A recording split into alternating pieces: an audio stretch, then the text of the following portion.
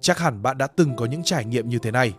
Trong mơ, bạn đột nhiên ngã xuống rồi bị giật mình tỉnh dậy, hoặc bị truy đuổi nhưng mãi không thể thoát. Thậm chí trong đời thực, bạn từng bắt gặp một khung cảnh y hệt như trong giấc mơ. Đừng nghi ngờ, bạn không hề đơn độc đâu. Hàng chục nghìn báo cáo về giấc mơ trên toàn thế giới cho thấy có lẽ bạn chỉ vừa bước vào cấp độ thứ 3 của thế giới giấc mơ mà thôi. Xin chào những người thức khuya, tôi là Nusik. Hôm nay chúng ta sẽ cùng xem bạn thường xuất hiện ở cấp nào trong 5 cấp độ giấc mơ, và rốt cuộc giấc mơ là gì. Trước hết, nhận thức của loài người về việc mơ thực sự rất kỳ lạ. Chúng ta hiểu rõ về rãnh Mariana, nơi sâu nhất trên trái đất, còn hơn cả mức độ hiểu biết về chính những giấc mơ của mình. Chúng ta có thể nghiên cứu những mảnh ADN còn sót lại của sinh vật tuyệt chủng, chi tiết hơn cả việc hiểu rõ câu chuyện mà não bộ diễn ra mỗi đêm. Thậm chí, chúng ta đã có thể dự đoán khá chính xác quy luật của những cơn bão bụi trên sao Hỏa.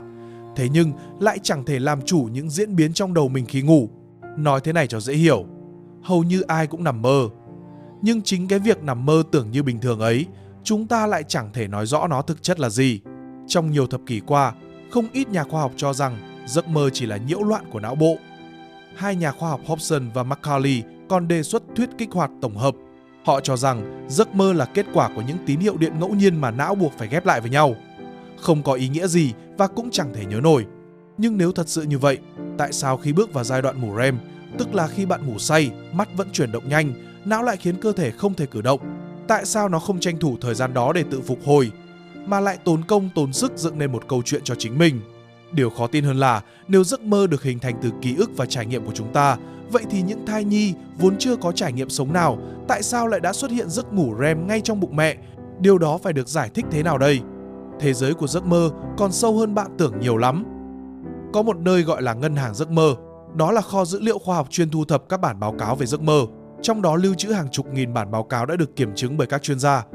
Và bạn đoán xem, rất nhiều người hoàn toàn không quen biết nhau lại mơ thấy cùng một nơi và trải qua cùng một sự kiện. Kỳ lạ hơn nữa là đôi khi trong thực tế họ lại gặp chính khung cảnh y hệt trong mơ, giống đến từng chi tiết. Vậy rốt cuộc điều gì đã xảy ra với những người này? Giấc mơ phải đào sâu đến mức nào thì mới hiểu nổi?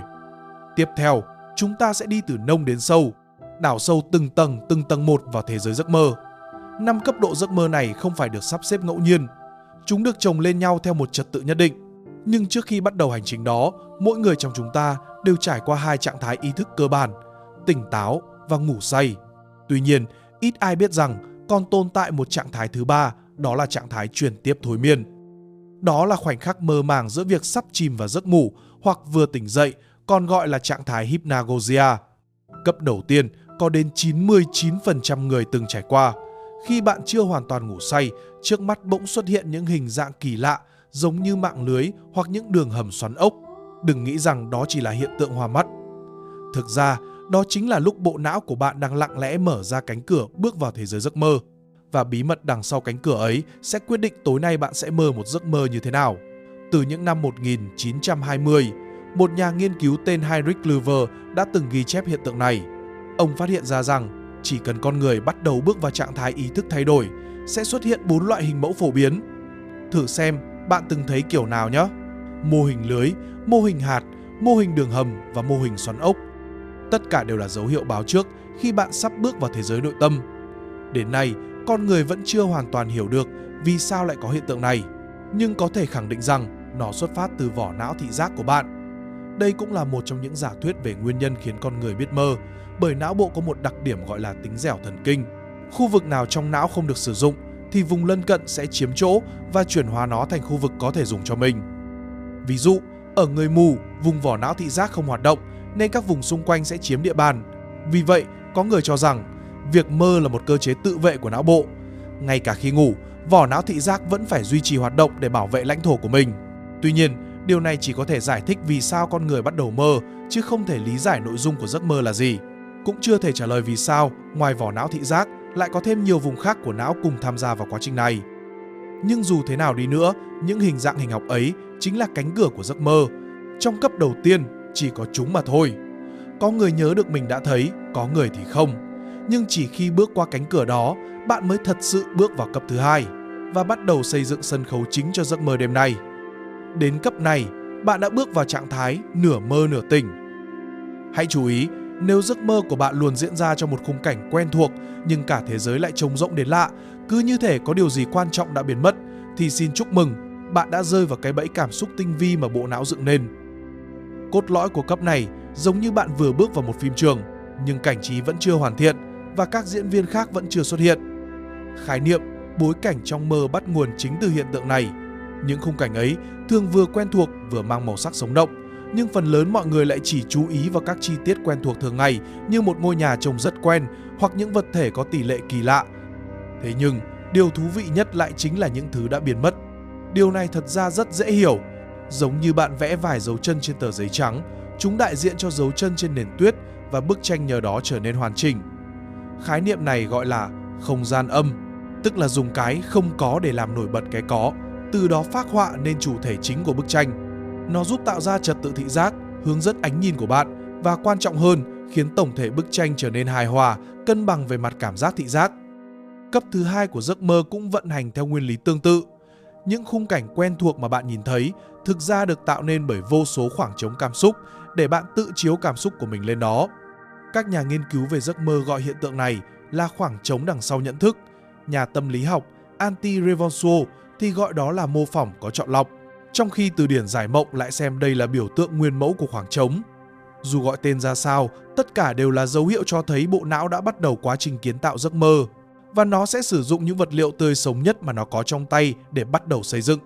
Và nguyên liệu đó chính là ký ức. Nhưng không phải là bất kỳ ký ức nào, mà là những ký ức mang cảm xúc mạnh mẽ nhất. Những ký ức này xuất phát từ hạch hạnh nhân, vùng não phụ trách cảm xúc, chứ không phải từ hồi hải mã, nơi lưu trữ ký ức thông thường. Lúc này, giấc mơ của bạn giống như một đoàn làm phim trống rỗng, chưa có kịch bản, chưa có diễn viên.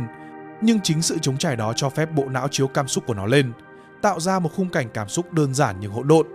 Đó là dạng cảm xúc nguyên thủy nhất, thuần khiết nhất và cũng rối loạn nhất. Thế nhưng, chính nó lại là nền móng cho tất cả các tầng mơ tiếp theo. Khi những cảm xúc hỗn độn này bắt đầu tìm kiếm một kịch bản để bám vào, thì cấp thứ ba của giấc mơ chính thức xuất hiện. Và biểu tượng tiêu biểu nhất cho tầng này chính là giấc mơ mê cung mà gần như ai cũng từng trải qua. Trong mơ, bạn thấy mình đang cố gắng tìm đến một nơi nào đó, vội vã chạy đi tìm đường. Nhưng càng đi, mọi thứ càng trở nên kỳ lạ. Thoạt đầu, điểm đến bỗng thay đổi vị trí hoặc biến mất hoàn toàn. Bạn vội vàng đổi hướng, rồi lại lạc đường. Bạn sốt ruột muốn hỏi đường ai đó, nhưng chẳng ai trả lời. Tệ hơn nữa, khi quay đầu lại, bạn phát hiện ra cả khung cảnh rộng lớn chỉ còn mỗi mình bạn. Dù bạn có cố chạy nhanh hay nỗ lực đến mấy, cuối cùng vẫn chẳng bao giờ tìm được đích đến. Nếu chỉ nhìn riêng giấc mơ này, nó chưa hẳn là ác mộng. Nhưng điều khiến người ta khó chịu là nó sẽ lặp lại. Vài tháng sau, bạn lại mơ một giấc tương tự. Chỉ khác là bối cảnh thay đổi, nhưng kết cục vẫn y hệt, vẫn không thể tìm thấy điều mình muốn. Thông thường, những giấc mơ kiểu không tìm thấy đích đến này liên quan đến sự lo âu về những việc còn dang dở trong đời thực. Còn việc giấc mơ lấy bối cảnh ở đâu thì hoàn toàn phụ thuộc vào những nơi bạn thường xuyên tiếp xúc. Và chính hiện tượng này đã thể hiện rõ bản chất của tầng mơ thứ ba, đó là ẩn dụ. Lúc này, cảm xúc trở thành nhân vật chính, và nhiệm vụ của bộ não là xử lý cảm xúc đó. Nó sẽ khuếch đại cảm xúc cho đến khi có thể được giải tỏa. Nhưng khi ngủ, não không thể dùng ngôn ngữ. Vì vậy, nó sẽ cô đọng mọi cảm xúc thành 5 chủ đề cốt lõi: bản ngã, khát vọng, nỗi sợ, mất mát và xung đột. Não sẽ lấy những mảnh ký ức cũ, tái cấu trúc chúng, biến thành những câu chuyện có thể biểu đạt các chủ đề đó. Vì vậy, logic trong giấc mơ không phải là logic của hiện thực, không tuân theo cốt truyện như phim ảnh, mà là logic của cảm xúc. Mọi mối quan hệ nhân quả trong giấc mơ đều nhằm khuếch đại cảm xúc cốt lõi, chứ không phải để tuân theo logic thông thường. Nhưng tại sao bộ não lại chỉ chọn đúng 5 chủ đề này, và nguồn gốc của chúng đến từ đâu? Cho đến nay, chúng ta vẫn chưa biết chắc. Thực ra, để bước qua cánh cửa của giấc mơ, bạn phải vượt qua được rào cản trước khi ngủ. Nói cách khác, bạn vượt qua càng suôn sẻ giai đoạn trước giấc ngủ, thì trải nghiệm bước vào tầng mơ tiếp theo sẽ càng rõ ràng hơn. Khi những ẩn dụ trong giấc mơ của bạn dần trở nên chân thật, thậm chí bắt đầu xuất hiện những người lạ hoặc địa điểm có thật mà bạn chưa từng thấy, điều đó có nghĩa là bạn đã chạm tới ngưỡng cửa của cấp thứ tư. Ở cấp này, giấc mơ sẽ vượt qua một ranh giới quan trọng, và điều kỳ lạ bắt đầu xuất hiện. Bạn sẽ không còn cảm thấy giấc mơ là do mình tạo ra, mà giống như có ai đó tạo riêng nó cho bạn vậy. Ví dụ, bạn gặp những nhân vật lặp lại nhiều lần trong mơ, đến những địa điểm có thật mà bạn chưa từng đặt chân tới, và gặp những người có ý chí và suy nghĩ riêng. Nhưng điều quan trọng nhất là bạn cảm thấy trải nghiệm này không thuộc về mình. Có người kể rằng, Suốt 10 năm, họ luôn gặp cùng một người trong giấc mơ, từ khi còn nhỏ đã quen rồi cùng nhau lớn lên. Cũng có người nói họ từng mơ đến một nơi mà màu sắc, kiến trúc, thậm chí tên cửa hàng đều rõ ràng như thật. Khi tỉnh dậy và tra cứu, họ phát hiện nơi đó thật sự tồn tại, hoàn toàn giống hệt trong mơ. Trong hai ví dụ này, giấc mơ vẫn diễn ra từ góc nhìn của chính người mơ, nhưng nhân vật và địa điểm trong mơ lại dường như có ý chí độc lập. Bạn có thể nghĩ rằng đây chỉ là trường hợp cá biệt, không phổ biến, nhưng thực tế không phải vậy. Theo cơ sở dữ liệu của ngân hàng giấc mơ, có một hiện tượng rất thú vị. Rất nhiều người từng mơ thấy bị truy đuổi.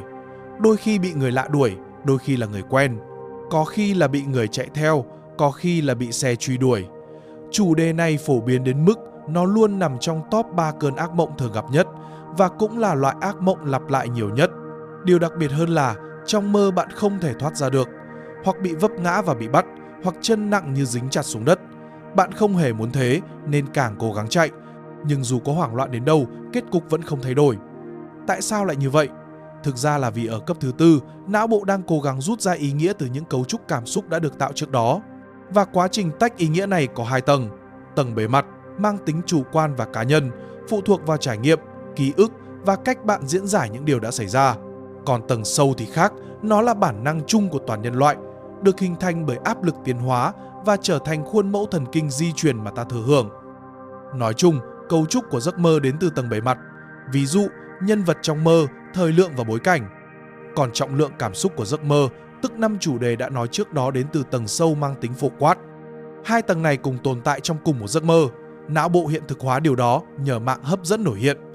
Nói dễ hiểu, do cách các neuron kết nối đặc thù, một số mảnh ký ức cố định sẽ lặp đi lặp lại bật lên. Loại mạng này có 2 đặc điểm. Một là ghi nhớ ổn định một số khái niệm như đói thì phải ăn, một bản năng in sâu như ký ức cố định, không ai thay đổi được, không ai có thể sửa được. 2 là đủ linh hoạt, như bạn thích ăn cay, không thích đồ ngọt. Đó là ký ức riêng hình thành từ trải nghiệm của chính bạn, mỗi người một kiểu khác nhau. Quyền kiểm soát giấc mơ của bạn đến từ tính linh hoạt của tầng bề mặt. Còn những yếu tố bạn không thể kiểm soát lại đến từ tính ổn định của tầng sâu. Ví dụ, bạn mơ thấy bị truy đuổi. Người đuổi bạn có thể đại diện cho một xung đột gần đây trong đời sống, đó là tầng bề mặt. Nhưng trải nghiệm bị đuổi lại là nỗi sợ chung của con người trước những hệ quả không thể trốn tránh, đó là tầng sâu. Một ví dụ khác, người lạ lặp đi lặp lại trong mơ có thể xuất hiện mỗi khi bạn rơi vào vòng lặp cảm xúc nào đó. Đây là tầng bề mặt. Còn ở tầng sâu, đó có thể là một phần con người bạn cần chấp nhận. Chỉ khi chấp nhận, người ấy và vòng lặp cảm xúc mới biến mất.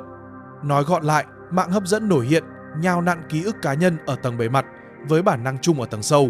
Vì thế, bạn mới mơ về xung đột của chính mình, nhưng cảm giác bị truy đuổi lại giống với người khác. Mọi chuyện đều gắn liền với đời sống hiện tại của bạn. Và đến đây, nghiên cứu về giấc mơ gần như bị đứt đoạn.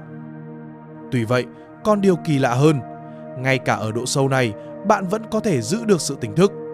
Sự tự nhận biết bất chợt đó sẽ mở ra cho bạn cánh cửa dẫn tới cấp cuối, cũng là cấp kỳ bí nhất. Đó chính là cấp thứ 5, giấc mơ sáng suốt, mà đại đa số người rất khó duy trì được trạng thái bước vào một cách ổn định. Bạn biết rõ mình đang mơ, thậm chí bạn có thể bay, xuyên tường. Nghe có vẻ tuyệt đúng không? Nhưng một khi bạn gặp giấc mơ lồng trong mơ hoặc đối diện những nhân vật mang ác ý trong mơ, bạn sẽ nhận ra sự tỉnh táo mới chính là cái bẫy đáng sợ nhất trong mơ. Tại sao trong chính giấc mơ của mình, chúng ta lại mất kiểm soát? Câu trả lời cuối cùng có thể sẽ lật ngược hoàn toàn cách bạn hiểu về sự tỉnh táo. Trước hết, nói về trường hợp may mắn nhất thì chẳng có gì xảy ra cả. Nhưng nếu xui rủi, bạn có thể gặp phải những nhân vật thù địch, đôi khi họ quay lại và lao thẳng vào bạn. Không ai biết vì sao lại như vậy, chỉ biết rằng trong giấc mơ sáng suốt, vỏ não trước trán, khu vực chịu trách nhiệm phán đoán và ra quyết định sẽ kích hoạt trở lại một phần. Còn trường hợp thứ hai thì phức tạp hơn nhiều. Trải nghiệm mơ trong mơ diễn ra thế này: bạn tỉnh dậy, bắt đầu một ngày mới, thay đồ, đi vệ sinh, đánh răng, mọi thứ đều có vẻ bình thường. Cho đến khi bạn nhìn vào gương và phát hiện có gì đó sai sai. Mũi mọc trên trán, màu gương cũng không đúng. Bạn chợt nhận ra, chết rồi, mình vẫn đang mơ, và choàng tỉnh. Nhưng khi nhìn lại gương, mặt bạn vẫn méo mó. Bạn hoảng hốt rồi lại bừng tỉnh lần nữa. Cứ như vậy lặp đi lặp lại. Những người từng trải qua hiện tượng này nói rằng vòng lặp có thể lặp lại nhiều lần, thậm chí nhiều nhất là 7 lần liên tiếp. Và mỗi lần tỉnh thì giấc mơ lại gần với hiện thực hơn. Nói thật, chỉ tưởng tượng thôi cũng thấy rợn người. Bởi hiện nay, chúng ta chỉ có mô tả của những người từng trải qua, chưa có nghiên cứu sâu hơn. Có người cho rằng hiện tượng này là xung đột giữa trạng thái tỉnh táo trong mơ và hệ thống giấc mơ. Cũng có ý kiến cho rằng nguyên nhân là do ý thức khi tỉnh và cảm giác khi ngủ không đồng bộ.